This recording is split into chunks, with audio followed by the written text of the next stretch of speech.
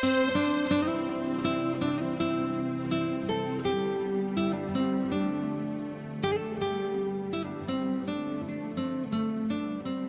ये मन के अंदर बहुत तरह से अज्ञान भरा होता है, बहुत जतन से इसको निकालना पड़ता है ज्ञान को, और उसके ज्ञान को बैठालना पड़ता है। तो बार बार गुरु जतन करते हैं, उसको समझा रहे हैं। कल समझाया था, 14वां सूत्र था कि कैसे तू बहुत काल से देहाभिमान के पाश के कारण तू बंधा हुआ है, और उसी पास को तू मैं बोध हूं, इस ज्ञान रूपी तलवार से काट करके सुखी हो जा। देहास ने दीर्घ काल से जैसे धुनी रमाई है तो शांति नहीं पाई है, इसलिए शांति से भटक गया है मन हमारा। है तो शांत स्वरूप, है तो वो आनंद स्वरूप, लेकिन जैसे नशे में व्यक्ति हो जाता है तो अपने को ही भूल जाता है, मैं कौन, मेरा कहाँ है घर, मैं कहाँ से, ऐसे करता है, वो ज्यादा नशा चढ़ जाता है। तो ऐसे ही जीव को भी एक जगत का नशा चढ़ा हुआ है, इस माया का नशा चढ़ा हुआ है। इस कारण से ये भटका भटका सा दिखाई देता है, चीज कहीं है, खोजता कहीं है, सत्य कुछ है, मानता कुछ है, अनुभव कुछ करता रहता है। यही तो जीव की दुर्दशा है तो वो खुद सत्य स्वरूप, आत्म स्वरूप, फिर सांच छोड़ झूठ के संग नाचने लगता है। जगत के कार्य व्यवहार कोई बड़ी सत्य भावना से करता रहता है, जिसको उसे मिथ्या भाव से करना चाहिए था, फिर उसके परिणामों से भी दुखी सुखी होता रहता है। दुख तो लगता ही है, बेटी को जब विदा करते हैं तो मन तो चलता ही है, ऐसे ऐसे भावनाएं बनाता रहता है बैठे बैठे। ये सब उसका भ्रम है, बंधन है, और जिसको बोध से ही जीता जा सकता है। गुरु जब हमें बोध करा देता है कि तू कौन, कहां से आया है, क्यों श्वास की पूंजी लाया, तो फिर ये बोध होता है धीरे धीरे। तो आज भी जो सूत्र है वो भी यही विस्तार है इसका कि तू असंग है, क्रिया रहित है, स्वयं प्रकाश है, निरंजन है, निर्दोष है। निरंजन को निर्दोष भी कहते, कोई रंज करने योग्य तेरे अंदर कोई बात है ही नहीं, कोई दोष तेरे अंदर है नहीं जिसका तू रंज करे, इसलिए तू कैसा है, निर्दोष है। अब तेरा बंधन क्या है? वो तेरा बंधन यही है कि तू उसकी प्राप्ति के लिए समाधि का अनुष्ठान करता है। गौर करके देखो, जितनी भी ईश्वर प्राप्ति की बाह्य क्रियाएं हैं, ये एक लक्ष्य की तरफ लेके चलती है, समाधि आ जाती है। समाधि मतलब अब तुम्हारे चित्त की सब बातों का समाधान हो जाए। दादा ने समाधि के शब्द को भी सही बोला कि अंदर सब चीजें तुम्हारी ठीक हो जाए, सारे प्रश्न उत्तर तुम्हारे शांत हो जाएं, सारी भावनाएं दुर्भावनाएं सब शांत हो जाएं, सब हलत पलत शांत हो जाए। उस समाधि के लिए भी बोला कि तू उसकी प्राप्ति के लिए समाधि का अनुष्ठान करता है, तो समाधि की चेष्टा करता रहता है, कैसे भी मन शांत हो, कैसे मन शांत हो, मुझ है ही शांत स्वरूप। ये बोध ना होने के कारण तो इसे इन क्रियाओं में लग जाता है, और साधन करे है जब तलक नहीं ब्रह्म जाना जाएगा। तो बड़ा एक अद्भुत सा भाव है कि जब तक हमारा मन मुझे ये करना है, मुझे अब ये करना है, कार्तिक नहाना है, पूर्णो नहाना है, व्रत करना है, हवन करना है, ये कार्य करना है, ऐसे सत्संग करना है, ऐसे करना है, तब तक करने का अंदर से कोई भी भाव है अंदर से, तब तक बोला गया इसमें नहीं ब्रह्म जाना जाएगा। क्योंकि करेगा तो कुछ ना कुछ इंद्रियों से ही करेगा, और ब्रह्म तो इंद्रियातीत है, उसे इंद्रियों से जाना ही नहीं जा सकता, आंखों से देखा नहीं जा सकता, कानों से सुना नहीं जा सकता, इंद्रियों से स्पर्श नहीं किया जा सकता। तो इंद्रियातीत जो भाव है वो इंद्रिय ग्राही कैसे, इंद्रियों से कैसे ग्रहण कर सकते हो? इसलिए ये सब चीजें बाद में मिथ्या साबित हो जाती है। हाँ, शुरू में सीढ़ी की आवश्यकता हो सकती है ऊपर चढ़ने के लिए, लेकिन छत पे के बाद तो फिर सीढ़ियां भी खत्म होती है। छत पे घूमना है आपको तो फिर सीढ़ी पे चढ़ते रहोगे क्या? वो खत्म हो जाती है। इसी सर्वोच्च स्थिति के लिए बोला है कि तुम साधना से इसको नहीं पा सकते हो। तेरा बंधन ही यही है कि तुम्हें इसकी प्राप्ति के लिए साधना का अनुष्ठान करता रहता है, कोई ना कोई साधना में लगा दिखता है। सत्संग के लिए क्या कर रहे हैं हम लोग? नित्य सत्संग जाते हैं। धर्म जानने के लिए क्या करते हो? इसलिए जब गुरु ये भी भुलवा देता है, अच्छे प्रेमी और साधक के मुख से क्या शब्द निकलने लगते हैं? तेरा प्यार खींच कर लाया। हम नहीं आए, वो इस साधना से भी ऊपर उठ गए। कभी ये अहम से, मैं तो रोज सत्संग जाती हूँ, ये भी नहीं उनके मुख से निकलता कभी। ये भी कभी उनके अंदर में दिमाग पर नहीं छपा होता। केवल गुरु का प्रेम ही ऐसा होता है, तेरा प्यार खींच के लाया। वैसा हमारी आते रहता, मैंने अपना आप मिटाया, तब दर्शन हुए तुम्हारे। तुम्हारे भी दर्शन गुरु कब होंगे? जब मैं अपनी पूरी मैं मिटा दूंगा, अपना आप को भला दूंगा।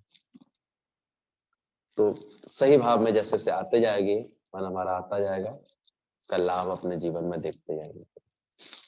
तो यही बताया जा रहा है कि आत्मज्ञान हेतु समाधि के अनुष्ठान को भी बंधन बताया है। कहा है तू आत्मा ही है, शरीर मन आदि नहीं है। आत्मा को तुझे उपलब्ध करना नहीं है, तो नित्य प्राप्त है। वह प्राप्ति उसे खोजना नहीं है, वह विद्यमान है। फिर इस समाधि का अनुष्ठान, समाधि का प्रयत्न किस लिए कर रहा है? तो ये भी समझना चाहिए। जो भी जतन हमारे अंदर में करवाता है गुरु, कभी हो रहे होते हैं, ये सब हमारे वासना के क्षय के लिए होते हैं। इसलिए बोल दिया गया है, समाधि पर समाधि लाख तू करता रहे, लाख जन्म तक करता रहे, लाख बार बार करता रहे, पर बंधन ना तेरा जाएगा, तेरा बंधन नहीं मिटेगा।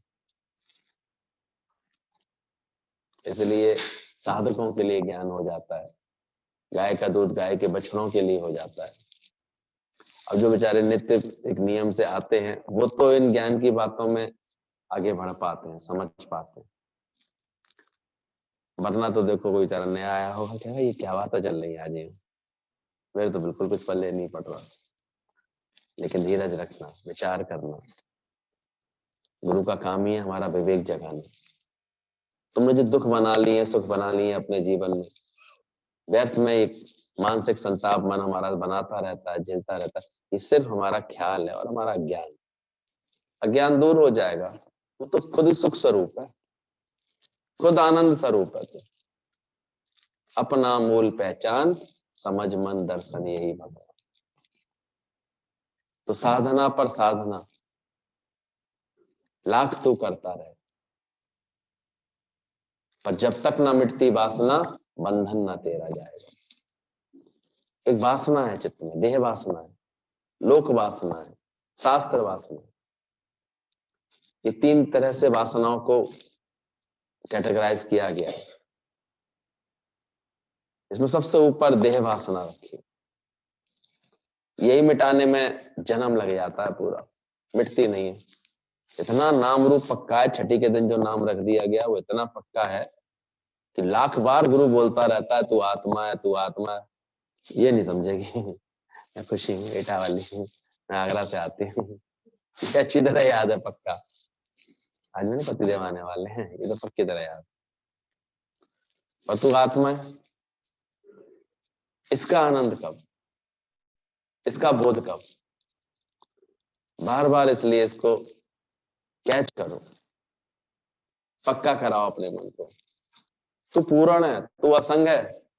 अरे दिल ऐसे टूटता है, कोई ऐसे बिछड़ता है, तो कुछ ऐसे होता है तो मन तो चलता है, कोई कुछ कह जाता है तो दुख तो ऐसे ये बात सोचते रहते हो। अरे तू पूर्ण है, ये कब सोचोगे?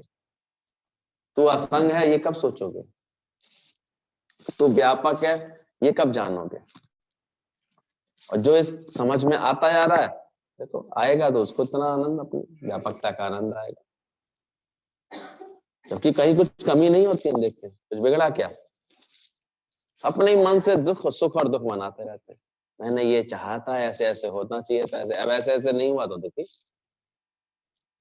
पावे तो गर्व करते हैं और जाए तो रोवन लगाते हैं अपने आप। अरे कब बनोगे राजा जनक जैसे?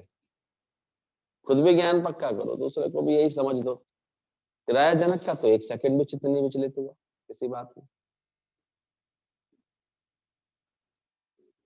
वो तो चाहे उनके महल में आग लगने की भी खबर आई, वो उतने निश्चित निर्विकल्प भाव से बैठे रहे गुरु के सामने, क्योंकि जिसकी जले वही पछता है। साधना क्या थी उनकी? गुरु था, सिद्धि भी गुरु थी, गुरु जैसे कहेगा। ये भी कोई बिरला समझ पाता है कि गुरु का मतलब ही क्या है।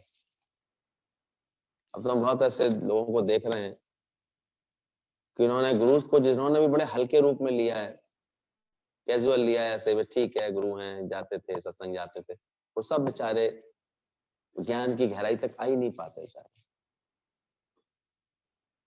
तो जब तक गुरु के प्रति इतना हमारा मन दृढ़ता से स्थिर नहीं हो जाता कि गुरु है क्या चीज है, कौन क्या देना चाह रहा है गुरु मुझे, रिवाजी इंसान समझते रहते हैं। जैसे तुम भटक रहे हो ना माया में, ऐसे वो भी भटके तुम्हारे संग तुम्हारी माया में, तो ठीक है, आए नहीं आप शादी में, ये नहीं किया आपने, खामा खा। तो समझा क्या गुरु को अभी तक? जाना क्या है? इसीलिए कभी कहते हैं ना, भ्रम में आते रहते हैं लोग। कभी वो देह में आकर के कोई लीला करता भी है, उसको पहचान नहीं पाते, प्रकट नहीं कर पाते ऐसे। पर जिन्होंने ठीक से कैच किया हमेशा गुरु को, पहचाना, उनकी हर बात में रजामंदी रखी एकदम से, गुरु झिड़के तो भी उनको मीठा लगे, गुरु बख्शे तो गुरु की बढ़ियाई लगे। जो गुरु भाव में ऐसे ठीक से उतरते आते हैं, तो बोला जिसकी साधना गुरु हो जाती है, इसकी सिद्धि गुरु हो जाती है, तो प्राप्ति ही गुरु ही होती है उसको। वो अपने मन को पूरी तरह से ऐसा बना पाता है, गुरु के आगे मुड़ते मुड़ते, गुरु के आगे झुकते झुकते, फिर वो सबके आगे, सबसे उसकी फिटनेस हो जाती है। इसलिए एक उपमा दी आती थी, गुरु तुम्हें नायलॉन का मोजा बना देता, हर एक के पैर में फिट। अभी तुम किसी के भी साथ अनफिट हो, और दुख तो यह है कि जिनसे जब से ज्यादा फिट रहना चाहिए उन्हीं के संग अनफिट होकर भटकते से रहते हो, परेशान से होते रहते हो। ये ऐसे मानते नहीं है, ऐसे स्वभाव है हमारे, ऐसे करते। अरे काय शादी करी थी जब फिट ही रहना था जीवन भर?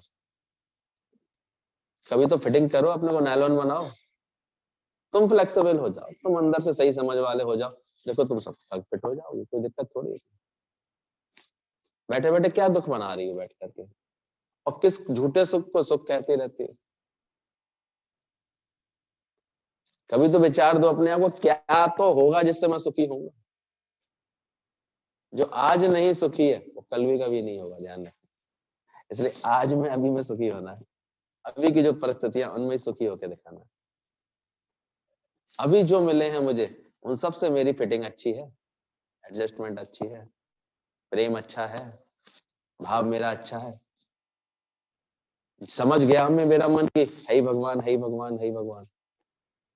जितवल देखूं उतवल प्यारा, ना कोई वैरी मीठा। कैच करते आओ, देखो तुम्हारा अंदर में मन अपने आप ही ये ज्ञान समझते समझते एकदम फिट हो जाएगा। वरना तो ढूंढते रहोगे, कितना सहन करें भैया, आखिर तो फिर बोलना पड़ता है, आखिर तो ये करना पड़ता है, आखिर तो, अरे तेरी आखिरी कब होगी? भले गुरु सुनता भी है हमारी, लेकिन समाधान एक ही है, मिटा दे अपनी हस्ती को, तभी मस्ती में आएगा, और खुद ही जब छूट जाएगी तब खुदा तेरा कहाँ आएगा? मस्ती में आएगा। ये मजाक तो हो नहीं रहा। इसलिए तू असंग है, क्रिया रहित है, ऐसा जान। ठीक से इन सब बातों को जानो। ये आत्मा तुझे प्राप्त नहीं करनी है, इसलिए साधनाओं के बवंडर में उलझना नहीं है, साधनाओं में अटके नहीं रह जाना है, सहज होना है। तेरा बंधन ही यही है कि तूने प्राप्ति के लिए साधना समाधि का तू अनुष्ठान करता है, इन बाहर की चीजों में अटक जाता है। गुरु जी कहते थे, बोले कि कोई दिन में लाइट जला करके गाड़ी चलाए तो क्या कहोगे, तो कैसा बेवकूफ है, अकल नहीं। दिन में कोई लाइट थोड़ी जलाई जाती है, लाइट तो रात के लिए रखी गई है। दिन में कैसे लाइट जला के चला रहा है गाड़ी? कोई ना कोई टोक देगा, ऐसे इशारा कर देगा, कोई ना कोई ऐसे। और फिर भी तुम जलाए जा रहे हो तो फिर क्या कहेगा, तुम मूर्ख है क्या, तो इतनी भी अकल नहीं है, इसे लाभ क्या मिल रहा है इसको? तो ऐसे ही जिसने एक बार ब्रह्म ज्ञान का आनंद ले लिया, ब्रह्म तत्व को जान लिया, अब वो बैठ करके दीपक जला रहा है या कोई भी और चेष्टाएं कर रहा है, किसी भी द्वैत के कर्मों में अपने को अटकाए बैठा है, तो भ्रम संशयों में अपना जी रहा है, तो उसको क्या समझाया जाएगा, क्या माना जाएगा? तो समझदार है, उसकी आवश्यकता ही नहीं रह जाती उसको। सूरज का जब प्रकाश होवे तो वो दीप कहां जलाएंगे, फिर किसके लिए जलाएंगे? वो तो रात का प्रोसेस था दीपक जलाने का, जब रात होती है, सूरज जब छुपा हुआ है, जब तक दिलो दिमाग में ज्ञान नहीं था तब तक के ये सब कर्म धर्म थे, कर लिए तुमने, कोई बात नहीं, गुरु को उनसे कोई ऐतराज नहीं है। लेकिन जागने के बाद, ये सिद्ध होने के बाद अंदर में ये छूटने चाहिए अंदर से, और अगर अभी नहीं छूटे ना तो वो जागा नहीं है, ध्यान रखना। जिस दिन जाग जाएगा उस दिन चित्त की स्थिति यही बनेगी, फिर वो कभी भी कामना से नहीं ऐसे कभी कोई कर्म कर सकता कि कोई सिद्धि चाहिए, कोई ऐसी। हाँ, प्रेम बस, ये तो एक सुंदर होता ही है कि जहाँ देवालय हमने समझा हुआ है तो वहां पर रोशनी करना है, वहां पर सुंदरता रखनी है, सजा के रखना है, अच्छा रखना है, फिर कभी किसी कामना से नहीं करेगा। हमारे यहाँ बोला तन मन एक रस, तो सिमरन कहिए सो। वो और क्या सिमरन ही लेके बैठे, माला क्या फेरे बैठ करके। दुनिया में तो माला फेरते देखा है तो यही समझ में आया कि माला कर में फेरे और जीभ फेरे मुख में, जीभ में भी कोई मंत्र चढ़ा देते हैं, हरिओम हरिओम हरिओम हरिओम करते हैं, राधे श्याम राधे श्याम, कोई ना कोई मंत्र छोटा या बड़ा अपनी रुचि के अनुसार ले लेते हैं। तो माला कर में फिरती रहती है, जीभ फिरे मुख में, लेकिन सबसे शैतान मन, मनुआ तो चहुदिस फिरे, वहीं बैठे बैठे यानी कहाँ कहाँ अमेरिका अमेरिका सब जगह घुमाता है। थोड़ी देर वहां घुमाया, थोड़ी देर वहां घुमाया, थोड़ी देर ये काम कर लिया, थोड़ी देर वो कर लिया। तो मनुआ तो दह दिस फिरे, क्या बोला गया है, यह तो सिमरन ना, ये कोई सिमरन नहीं है तुम्हारा, हो ही नहीं रहा, दिखने में जरूर आ रहा है, माला कर में फिरे, अजीब फिरे मुख में। फिर था हो जाना, थॉटलेस हो पाना, ये है सही मन की स्थिति की, इसको अब भटकने की आदत ही ना बचे। किसका चिंतन करे? दादाजी कहते थे मेरे दिमाग का एक्सरे निकालो,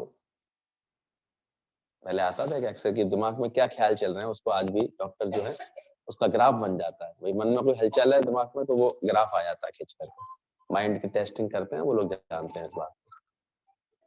तो बोले जिसका मन एकदम से स्थिर है शून्य में, उसकी लाइन एकदम सीधी आती है, ये विचार एकदम गहरी निंद्रावस्था में कभी टेस्टिंग करते ना, तो उसकी बिल्कुल शांत आती है दिमाग की स्थिति, और नहीं तो सारे समय दिमाग आदमी का कुछ ना कुछ हरकत में चल रहा है। उन्होंने साइकोलॉजिस्ट ने देखा है, सपने भी देख रहे होते हैं ना तो बड़े तेजी से वो ग्राफ चलने लगता है अचानक, समझ जाते हैं अब इसकी गहरी नींद टूट गई है, अब ये स्वप्न अवस्था में चल रहा है। और जागृत में तो ना जाने कितने ख्याल चलते रहते हैं, इसको देखा उसका ख्याल, उसको देखा अरे ये बात आ गई, इसका ख्याल चलता रहता है। इसलिए इतना जबरदस्त ब्रह्म भाव का अभ्यास, मिथ्या भाव का अभ्यास करना पड़ता है, और जो करते हैं वो ये पाते हैं एकदम शांत। इसलिए अनुभव किया है कि ईगो लेस इज थॉटलेस, ना ज्ञान ना अज्ञान, कोई विचार नहीं चलता ज्ञानी के अंदर।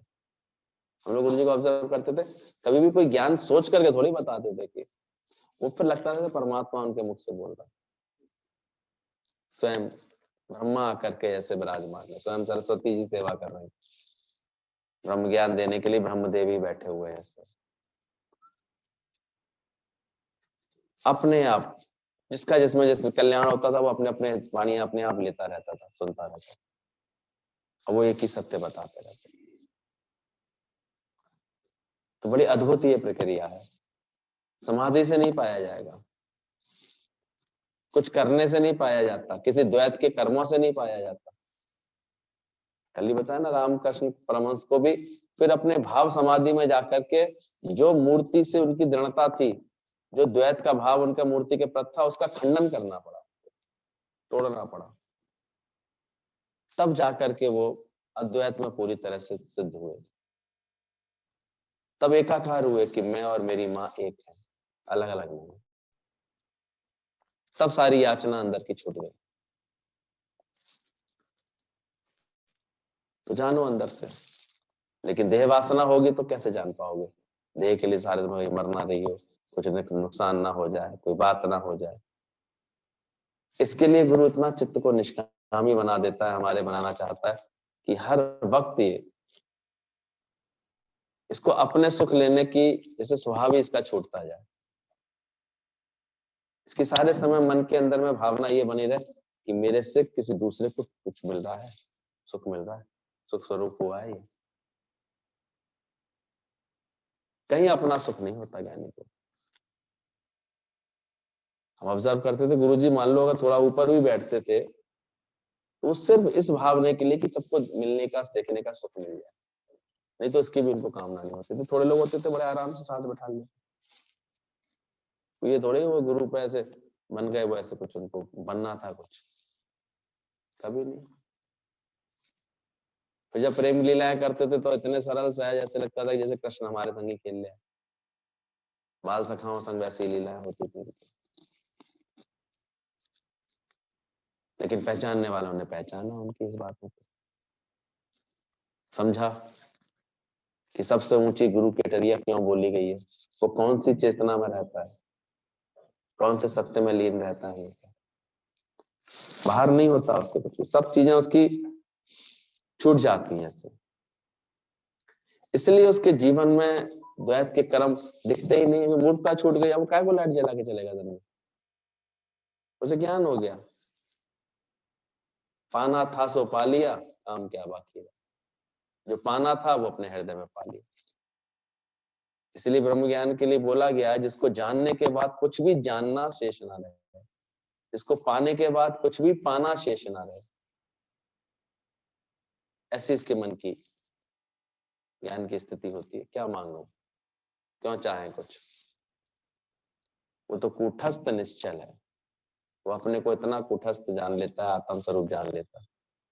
आनंद, अब उसका सबके साथ बड़ा आनंद का व्यवहार हो रहा है, क्योंकि किसी से उसका राग नहीं है, किसी से भी द्वेष नहीं है। कहीं भी प्रकृति रख दे, इसकी प्रारब्ध होगी तो कहीं जाएगा। वो कभी इस हट में है ही नहीं, जिद है ही नहीं उसको इस बात की। हुकुम की हवा फिर जहां ले जाती है, संकल्प कहां ले जाते हैं क्या पता। इसलिए वो सुखरूप हो जाता है। आज हम सबको गुरु ने अपने गृहस्थ में ही तो मस्त बनाया, ऐसा कुछ समझ दे दिया कि देखो, जो पहले शिकायतें बना के बैठते थे, मन चला के बैठते थे, अब शांति नहीं आ गई वहां पर। कभी भी शिकायतें शिकायतें रहेंगी तो खुशी गायब हो जाएगी, मुझे नहीं पता। वही तो खत्म कराई है। अरे हुई है कि नहीं हुई है? कर लो खुश, मुझे बेकार है। हाँ भैया, लेकिन अभी हैं शिकायतें, हैं अभी, हैं। क्या लगता है? करो ना शिकायत, ना करो तुम पुकार, सदा ही शुक्र कर, शुक्र में कुछ ऐसी रहमत गुरु की बरसती है, ज्ञान की ऐसी रहमत बरसती है कि सदा सुख ही बरसाती है। मन सुख रूप बनने लगता है हमारा, आनंद स्वरूप बन जाता है हमारा। जिया हलाई तिया वाह वाह, ऐसा समझ आ जाती है। जैसे चलाए भगवान, साईं तेरी जैसे मर्जी, कैसे भी रखे, देगा कटोरा या कटोरी, आखिर कुछ तो देगा। ऐसे ऐसे उसको अच्छा लगता है, कुछ तो भगवान देता ही, पहुंचा ही देगा। ना सुख उसे भांसते, ना कोई दुख उसको विचलित करता। कैसे भांसेंगे उसको? सुखे दुखे समय कृत्वा। हम लोग देखते थे जिन्होंने ठीक से ज्ञान की साधना की ना, चित्त इतना सहज वैराग्य भाव में रहता था कि गुरु जी भी कहते थे कि ले लो, ऐसे कर मना निकलती थी उनके मुख से। तो खास हम उनके एकदम सद जो आज चमकते से तारे बने हुए हैं गुरु जी के ज्ञान के, उनके अंदर है दीक्षा। फिर जबर से गुरु जी कभी कभी उनको तो ऐसे कहते नहीं तुम्हें लेना पड़ेगा, लो पहनो, तुम अच्छे से चलो, अच्छे से रहो। तो वो गुरु आज्ञा से धारण करते थे, इच्छा से कभी, हमारी ये इच्छा है, हमें तो ये चाहिए, ऐसे नहीं कभी होता। साधक होते हैं जो गुरु के प्रेम में रंग जाते हैं, इनका मन वैराग्य से रंग जाता है। वैराग्य वालों की बात है, कुछ नहीं चाहते, क्या मांगा हूं कछु देना। भले गुरु जी के संग जाना होता था, लेकिन एक पदार्थ में मन नहीं, एक चीज में मन नहीं। गुरु जी के साथ गए तो बस वहीं उन्हीं के साथ उठ रहे हैं, बैठ रहे हैं, बाकी शादी पार्टी में क्या है उन्हें नहीं पता। जिस भगत का भाव पूरा करने गए वह भाव उसका पूरा किया, बाकी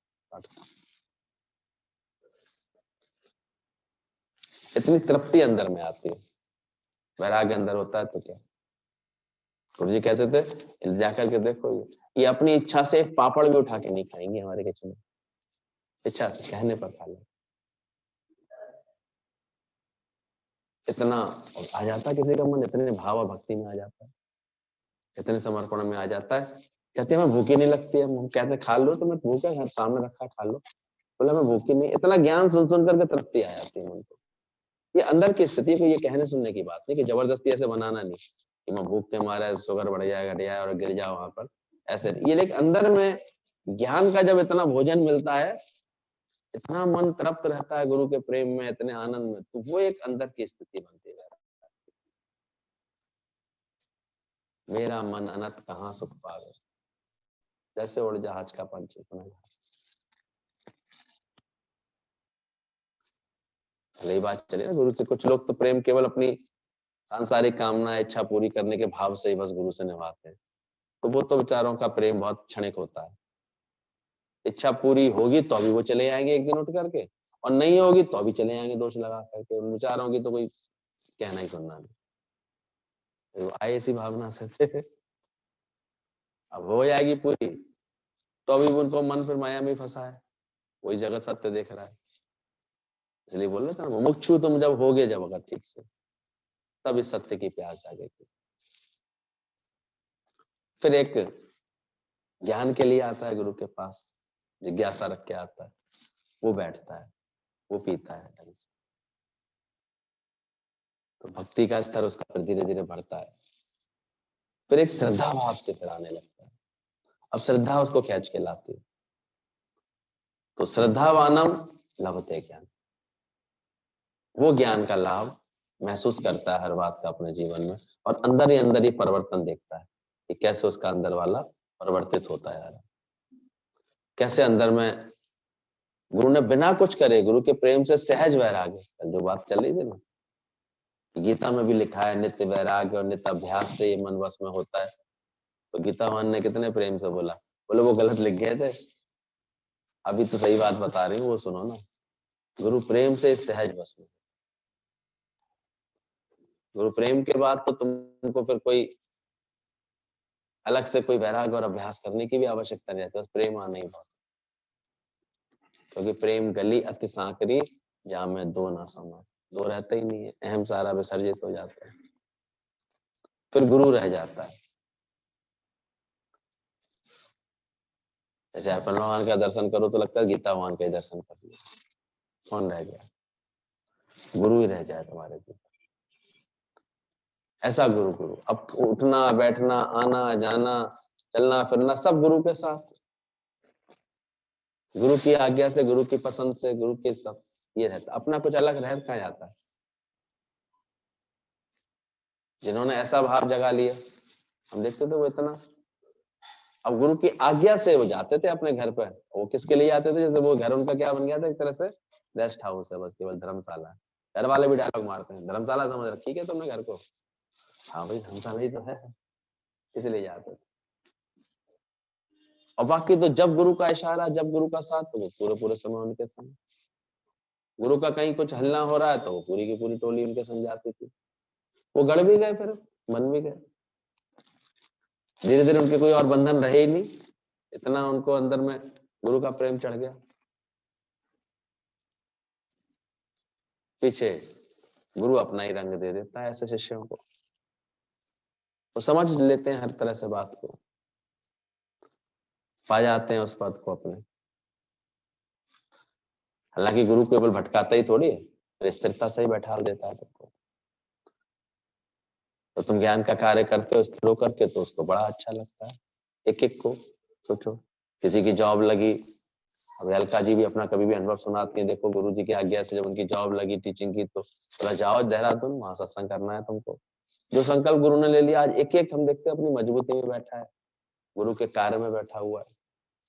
इतना कार्य किया, गुरु जी बड़े खुश होते थे। तो देखो हमारी, और कहाँ इतनी दुबली पतली सी बड़ी ऐसे कमजोर मन वाली थी एक टाइम पर जब आई थी शुरू में, और सरल स्वभाव था, बहुत सीधी सी थी, एकदम से लगता ही नहीं था इनसे कुछ होगा। लेकिन आज सब तरफ का इन्होंने केवल गुरु आज्ञा मानते चले गए, अपने जीवन को बढ़ाते चले गए। लगा समय जितना भी लगा, लेकिन मिला चांस तो फिर बढ़ गए आगे अंदर, मजबूत हो गए। पर होता सब सत्संग से, जो सत्संग जिनका छूटा हुआ है, करते नहीं वो मेहनत लगातार लगातार। पहले हम गए थे तो ऐसे टूटे से कमरे में वो अपने रहती थी माँ के साथ, ऐसे बहुत पहले जब गुरु जी के साथ गए थे देहरादून। प्रेम होता है तो गुरु जरूर उनके पास भेजते हैं। आज किनके पास गुरु भेजता है? देखो कोई बहुत प्रेम वाला होता है तो देखो उसके तो कुछ भी नहीं सुविधा होती, तो अभी उसके पास गुरु जी को जरूर जाते थे। हम लोग देखते रहे, भले हमारे पुराने घर में भले हम रहना सत्संग के लिए उनके लिए अच्छे से अच्छा सोचते थे, लेकिन वो उनको दिल करता था वहां चलो वो दिखाओ तो बैठी वाला घर, वो भी जाकर के बात तक भी देखा उन्होंने। एक दिन शाम का सत्संग फिर वहीं रखवाया कि वहीं रखो। तो हमारी प्लानिंग में नहीं था, हमने कहा सोचा अच्छी जगह ले आना, अच्छे नए नए घर ढूंढते थे, किसी बड़ प्रेमी का बड़ा घर हो चलो वहां गुरु जी को बैठाएंगे, किसी का ऐसे घर हो। लेकिन उन्होंने कहा नहीं नहीं नहीं वहीं चलो। और हमने देखा उसमें भी लाभ छुपा हुआ था। उस एरिया के पुराने लोगों को इतना अच्छा लगा, सबको मिले। तो प्रेमियों का तो घर से हम, और प्रेमियों का दिल से हम तोड़ते हैं, और प्रेमियों को ढूंढती है उनकी नजर, ढूंढते रहते हैं। तो ये और बातों से नहीं होता है, ये प्रेम से संभव होता है सारा अभ्यास। बाकी अगर तेरे समाधि में भी ज्ञान में भी अगर मोक्ष प्राप्ति की वासना जुड़ी है ना, तब तक भी मोक्ष नहीं मिलता, इसका भी क्षय हो जाता है, ठीक से सब बातें छूट जाती है। और भी सावधान है ना, एक ब्रह्म ज्ञानी कहलाता है, एक बंध ज्ञानी कहलाता है।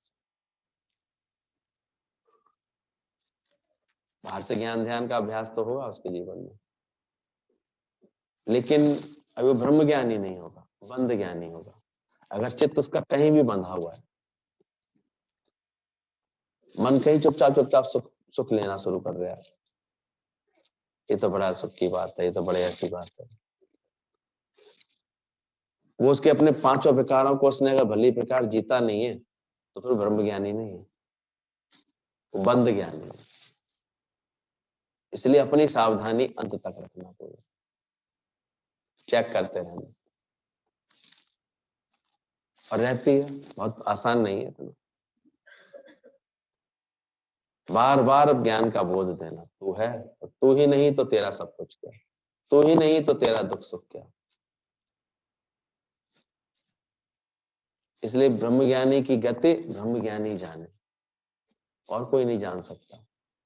कबीरदास जी को उनका एक मित्र लेके गया, चलो तुम्हें दिखाएं, एक महिला का बड़ा नाम है, बड़ी ज्ञानवान महिला है, बड़ी विदुषी महिला है। तो लेके चला, ठीक है, ज्ञानी को तो ज्ञानियों से मिलने का बड़ा दिल करता है, शौक होता है, आदर होता है। कबीर का तो वैसे ही स्वभाव बड़ा निर्मल था कि चलो जरूर चलेंगे, ऐसी अगर किसी के अंदर में बात है तो मिलते हैं उनसे चल के। तो गए, तो दोपहर का समय था, ऐसे समय हो ही गया था 12 तक पहुंचते पहुंचते। तो उसका विवाद हो गया था उसकी पड़ोसन से, पड़ोसनों से बहुत भला बुरा कहे जा रही थी। पहले के समय में कंडे थापे आते थे, तो कंडे सुखाने के लिए उसने थापे, तो जो दो पड़ोस और पड़ोस में होगा तो दीवार तो एक कॉमन होती है, इधर की दीवार इसकी इधर की उसकी, तो उसने उस दीवार पर ठाप दिए थे। पर उस पर भी वो जो है, मेरी दीवार पर क्यों ठाप दिए, ये कर दिए तुमने, ऐसे कर दिए, बहुत उल्टा सीधा। जलते ही है।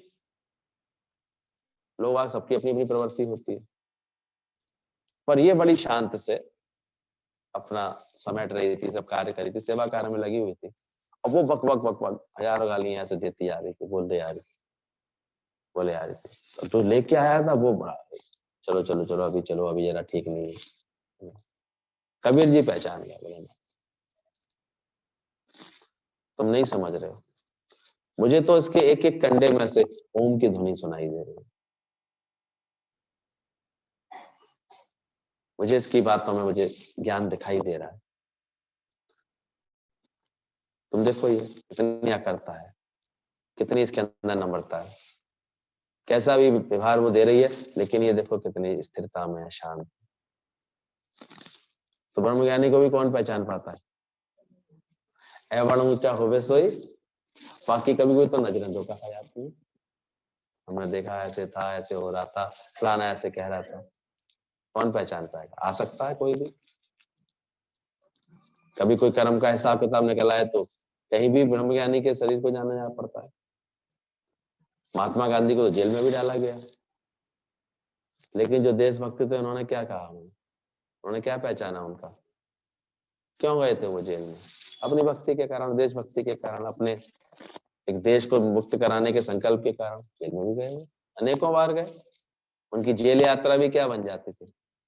तीर्थ यात्रा कहलाती। तो बाहर के कर्मों से हम ज्ञानी को नहीं पहचान सकते, इसलिए एवं ऊंचा होवे सो। गुरु को भी पहचानने की आंख भी गुरु से ही मिलती है धीरे धीरे, ये तो नहीं पहचान पाते। जब धीरे धीरे खुद हमारा चित्त इतना उपराम होता है, इतना वैरागी होता है, इतना अंदर से निरीक्षा होता है, इतना शांत होता है, तब जान पाते हैं अरे गुरु क्या होगा, वो कौन सी मत में होगा। बाहर से थोड़ी, बाहर से पहचान सकते हैं कृष्ण के कर्मों को, देखो जान सकता है कोई ये ज्ञानी ऐसा है। हाँ, जिन्होंने पहचाना उन्होंने देखा है तो अवतार है पूरा। दुर्योधन नहीं पहचान पाया, और इतने कौरव की सेना वाले नहीं पहचान पाए, कुछ गिने चुने लोगों ने पहचान लिया। विदुर ने पहचान लिया, भीष्म पितामह ने पहचान लिया, गोपियों ने पहचाना, ग्वालों ने पहचाना, अर्जुन ने शरण ली, उन्होंने पहचाना। कितने लोग पहचान गए? राधा तो वही रूप हो गई, प्रेम करते करते उसने पहचाना ठीक से। बाकी बाहर से क्या? बाहर से तो लोगों ने तरह तरह से धारणाएं बनाई है, अरे माखन चोर ये है, कितने हजार, इतनी रानियां, इतनी पटरानियां, ऐसे क्या क्या बातें करते रहते। पहचानेगी कोई? दुनिया पहचानती है नहीं। इसलिए बोला गया ब्रह्मज्ञानी को खोजे महेश्वर, महेश्वर खोजता है उनको। हाँ, पर ये प्रकृति सिद्ध करती है अगर तुमने जीत ली है, क्योंकि वो गुम होता है।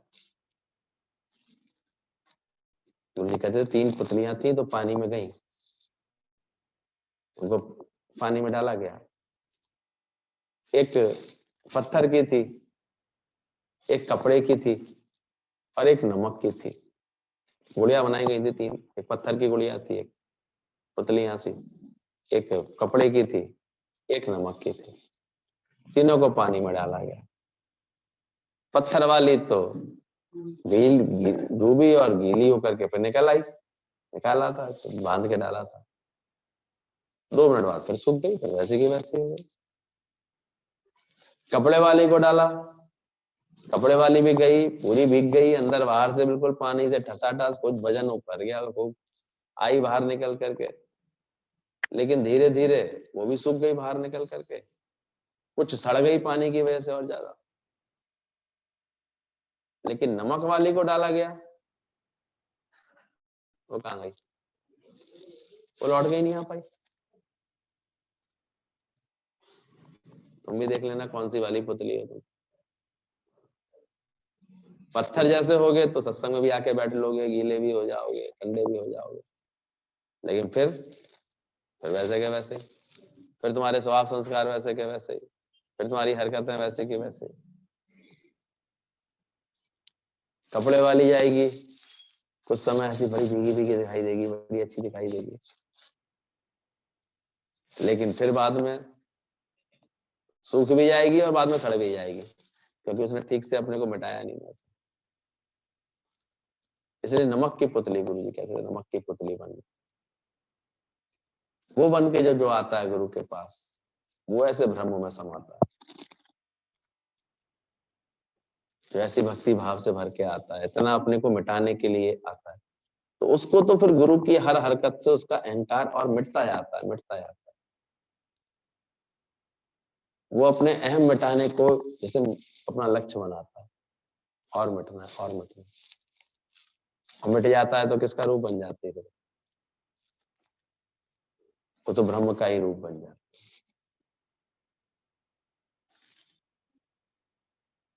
कबीरा बिगड़ गए और पर बिगड़ बिगड़ वो तो भाई, दूध के संग से, दही के संग से दूध बिगड़ा, बिगड़ गया, लेकिन क्या बना वो फिर? माखन बना। तो ऐसे संतों के संग, गुरु के संग कोई जाकर के ऐसा होता चला जाता, दुनिया भले ही कहती बहुत बिगड़ गए, ऐसे हो गए, अभी ऐसे हो गए, ऐसे हो गए, लेकिन बिगड़ बिगड़ वो तो माखन। इसलिए इसकी परवाह नहीं करना, हमेशा ये देखना मेरा गुरु मेरे लिए क्या भाव रखता है, वो मेरे लिए क्या जानता है, उसकी क्या आज्ञा है, उसकी क्या पसंद है।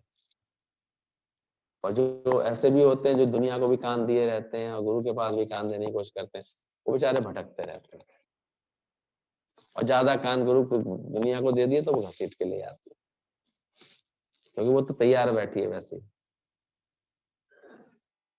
तुमसे कुछ भी कह जाएंगे, कुछ भी बोल जाएंगे, और जिसको लगन होगी वो धर के। इसलिए उसके लिए बोला गया आंख कान मुख मूंद के नाम निरंजन ले। अगर तुझे निरंजन का नाम लेना है, उस परमात्मा का नाम रखना है, पकड़ना है, तो क्या क्या मूंद ले? एक तो आंखें मूंद ले, जो बटर बटर से देखती रहती है, यहाँ क्या हो रहा है, ये क्या हो रहा है, ऐसे घर में क्या हो रहा है, शादी में तो जाना जरूरी है, दहेज तो देखना जरूरी है। ऐसे लोगों की प्रवृत्ति वालों को फिर ज्ञान नहीं सचता अंदर। तो आंख तेरी मुद जाए, कान तेरे मुद जाए, यानी अब दुनिया वालों से क्या काम है, ऐसी गुरु भक्ति आ जाती है। फिर उनकी बातें वो सुनता नहीं है, कैसी बात है। ऐसा नहीं कि कान की इंद्रिय उसकी भी खराब हो जाती है कि सुन नहीं पाता वो, पर उसको जैसे ध्यान ही नहीं जाता, क्या हुआ, बोल दिया तो बोल दिया, ये तो बोलेंगे ही ऐसे, तो उनको जितनी समझ है वही तो बोलेंगे। वो इतना गुरु के प्रेम में रंग जाती है अंदर ही अंदर, उसको लगता ही नहीं, इसकी कान ऐसे मुंदे आते हैं जगत की बातों, व्यवहार की बातों के लिए, दुनियादारी रूपारीत की बातों के लिए मुंदे हुए। उसको जैसे सुन करके भी कुछ नहीं सुनाई दिया, क्योंकि उसका चित्त इधर लगा पड़ा है, मन इधर लगा पड़ा है। कभी कभी देखा अगर वो मन कहीं किसी का, किसी ख्याल में ना, उसको कुछ भी बोल दो, हैं फिर कहते थोड़ी देर बाद, हैं कुछ कहा था क्या हमने, सुना ही नहीं तुझे, मन उसका कहीं और था। तो ऐसे ही उसका मन इतना ज्ञान में, इतना गुरु की तरफ इतना खिंचता रहता है हर वक्त, तो उसको कुछ सुनाई नहीं देती ऐसे। जगत महल ना रहे दिखाई, ना तो कुछ दिखता उसको, ना कुछ सुनता। तो आंख मुंद गई, कान मुंद गई, आंख कान मुख मूंद कर, और मुख भी कैसा है? मैं तो फिर भी कुछ नहीं बोलिया। भगवान को किसने पाया? बड़बड़ करने वालों ने। भले कैसा भी परिवर्तन आया, ठोंक ठोंक के हथौड़े नाल कुटिया, खूब ठोंक ठोंक के कूटा भी किसी ने मुझे, लेकिन फिर भी मैं तो फिर भी मुख नहीं खोलिया। तब बोला मैं मुकुट बन के श्याम आ गया। सुई धागे से भी किसी ने पिरो लिया तो बोला हार बन के मैं श्याम क्या, क्योंकि मेरा अब जीवन किसके लिए? श्याम के, भगवान के लिए, मुझे उसका बनना है। ऐसी लगन जब आती है तब जीवन परमात्मा का बन जाएगा। फिर वो ये दुआई देता, कितना सहें, कब तक सहें, गुरुजी आप समझिए ना, बहुत दिक्कत, ऐसी ऐसी बातें ही करना बंद हो जाती है, उसे लगता ही नहीं, और धीरे धीरे तो उसका सब मिट जाता है। हम तो देखते हैं इसके घर में सास ननद नहीं होंगी परीक्षा लेने वाली, तो गुरु का दर पर कोई ले लेगा इसकी परीक्षा अच्छी तरह से, पर टूटेगा जरूर साली का अहंकार एकदम। किसी भी तरह का है अगर उसके अंदर कोई मिजाजी, बदमिजाजी, गुमान, बदगुमान कुछ भी है तो फूटा जरूर जाए, प्रकृति फूटेगी जरूर अगर उसने संकल्प लिया अपना जीवन बनाने।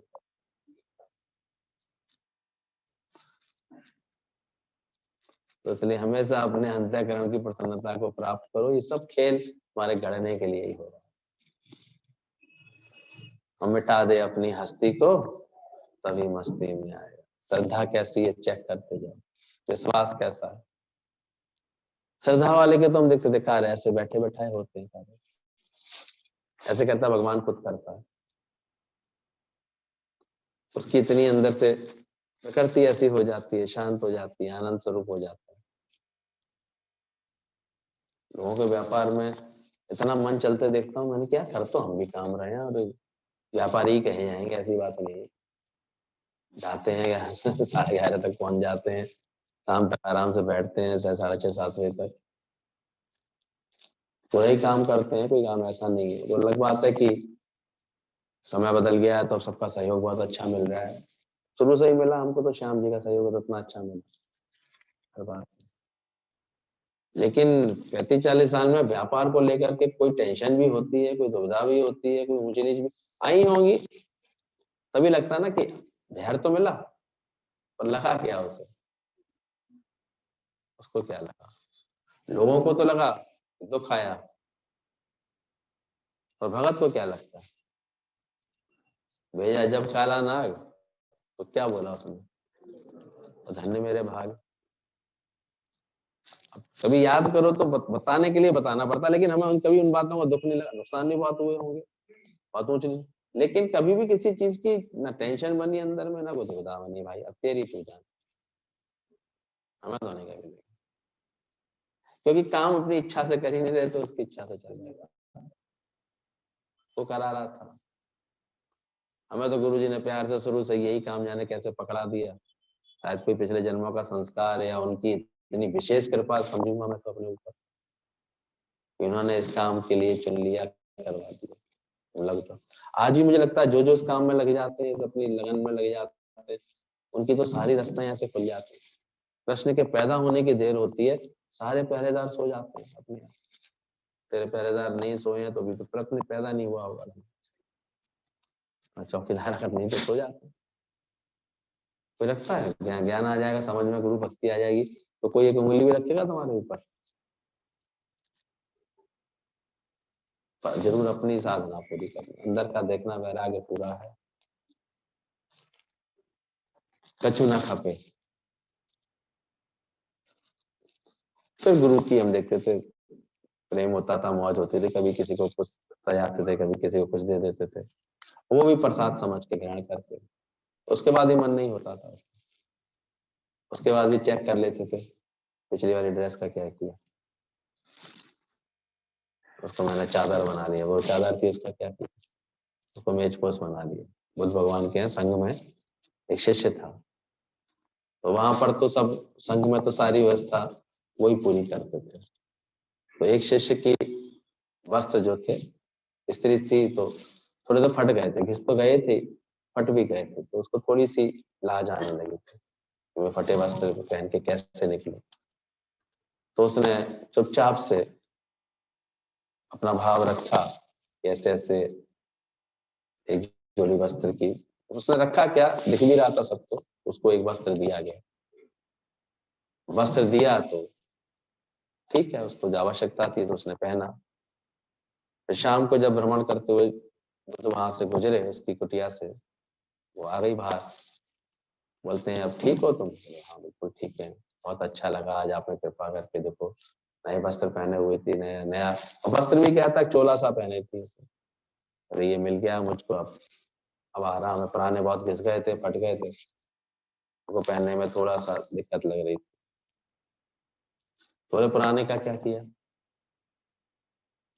बोले उसकी फिर हमने चादर बना ली, क्योंकि चादर तो और ज्यादा खराब होती है। बोले चादर का क्या किया, बोले चादर का फिर हमने मेजपोश बना लिया टेबल पर डालने के लिए, पुराना मेजपोश बहुत ऐसे खराब होता। बोले उसका क्या किया, बोले उसका वो पर्दा बना लिया खिड़की पे डालने के लिए, उसको वहां सेट कर दिया।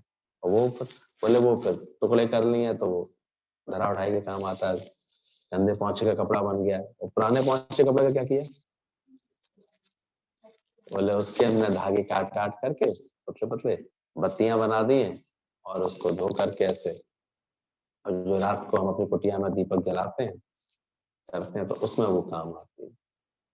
जो भी रास्ते में दीपक जलाने होते हैं हमको अपने, उसमें उसको काम में लेते हैं।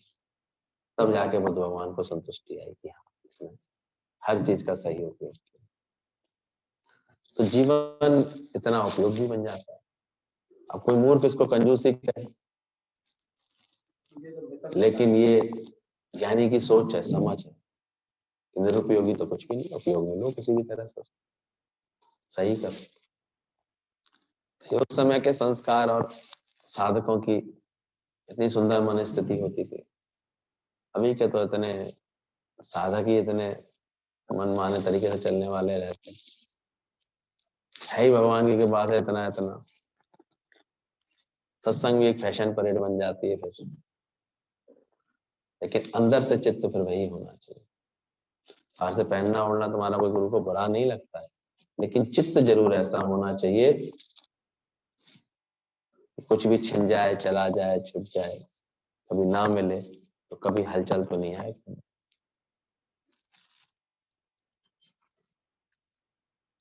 इतना अंदर में तुम्हें ज्ञान है कि जो दिखे सकल विनाश, ये विनाश होने वाला, चाह नहीं रहे, अंदर से इतनी तृप्ति लगे अपने अंदर। तो क्या इरादा है? तुम क्रिया रहित है, असंज्ञ प्रकाश है, निरंजन है, निर्दोष है, समाधि कर रहा है, यही तेरा बंधन है। कि मान रहा है कि मैं कुछ करके पाऊंगा, तो करके पा नहीं सकता कुछ।